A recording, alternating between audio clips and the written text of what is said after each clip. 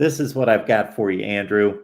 Playmakers on offense. The Ainias Smith situation aside, that'll be dealt with. We'll see what happens. Hopefully he can get on the field if that's what's best for him and everyone else. But that aside, it's been a bit of a disappointment in recent years what Texas A&M has done on the perimeter. Yeah.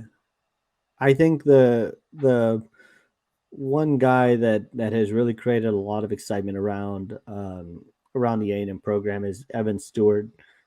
We've talked about him quite a bit on this show. Just looking at the recruiting side, that's kind of the guy. I think A&M. He was rated as the number 11 prospect in the 2022 class and number 2 wide receiver, and led A&M in catches in the spring game. And so, that's a guy I think when they kind of look at being able to recruit on the perimeter and upgrade the talent there, that's the guy I think they would certainly love to kind of provide that jolt to the offense. And then Chris Marshall's another guy. Was also a 5-star. A&M signed 2 5-star receivers in the 2022 class. Chris Marshall is a guy that's a little bit newer to football, and so whether he can contribute right away on the offensive side remains to be seen. Another guy that has created some buzz is Yulkeith Brown, and he's a guy that kind of fits in the slot, could be a running back, kind of a South Florida kid that Jimbo Fisher loves to have, just find a way to get the ball in his hands. And then I think there's some hope that Malik Muhammad, who has shown some flashes over the past couple of years, can take that other step this upcoming year and really step forward into a consistent contributor. He's been behind Ainias Smith his past couple of years on the depth chart, but if he can step forward into a more consistent role, he's made some one-handed catches here and there and done that. And then you have some guys like Chase Lane, who battled injuries the second half of last year, but has been on campus for a couple of years. Although I don't know he's necessarily the guy. He's kind of what I think you're kind of getting at. He doesn't necessarily bring the same game-breaking ability that a guy like Evan Stewart will. I think Evan Stewart's kind of at a different notch. And has a chance to contribute immediately, because I just don't think that A&M's had a player like him on campus over the past couple of years. There was some excitement about Damon Demas, but he just never really put it together and never really factored into the equation. And so I think there's a different feeling with Evan Stewart and the speed at which he's picked things up and trained and bought into everything early on. I think there is a feeling that he can make an immediate impact.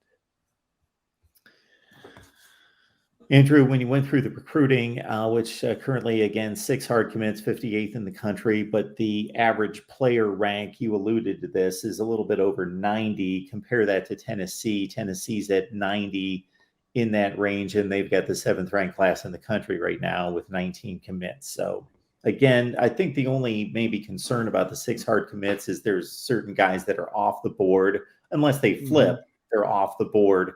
I'm not so much concerned about the 58th ranking as possibly some targets that they had gone after. You mentioned some guys that went to Texas that are off the board, but I lead into David Hicks here. Go ahead, Andrew, if you've got something. I was going to say there are some flip candidates that I think they're kind of, still working on. A guy would just keep, he continues to maintain he's solid to Notre Dame is Peyton Bowen. That's a guy that A&M has continued to kind of plug away at. He's mentioned he might be in town again this weekend for A&M's recruiting barbecue, and A&M's just continued to kind of plug away at him.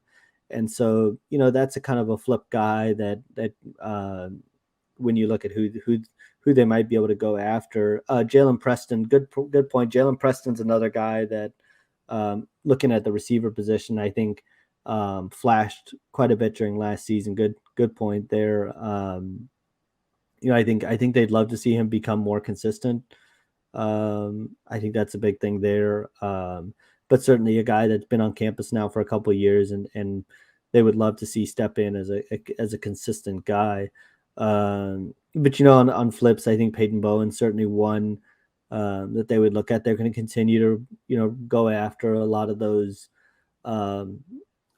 Texas commits, including Malik Muhammad and Jonte Cook. And I thought that was an interesting point when Jimbo Fisher talked yesterday about how a kid's not really committed until he's signed, and shows you kind of their attitude that they're going to continue to go after guys regardless of whether they're committed or not, and continue to work to flip them. I think those are really, Malik Muhammad would be one guy that they'll continue to stay in touch with until the very end. And it's going to be hard to flip a kid out of Alabama, but A&M will continue to stay engaged with Tony Mitchell, who was a guy who's been a guy that's been to A&M on multiple occasions, and then made a commitment to Alabama earlier this summer. But I think certainly a guy that A&M is going to continue to push for and go after.